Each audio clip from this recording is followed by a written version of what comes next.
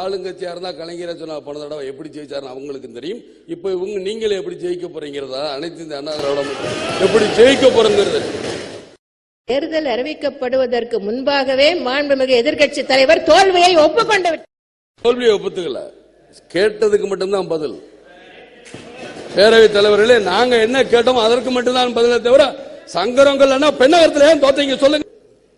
இப்ப திருட்டுத்தனமா ஓட்டு போட நீங்களும் தான் சொன்னீங்க. நீங்களும் தான் அந்த இதுல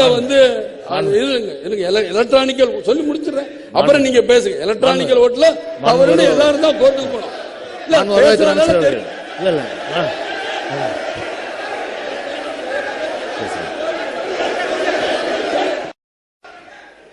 மாண்புமிகு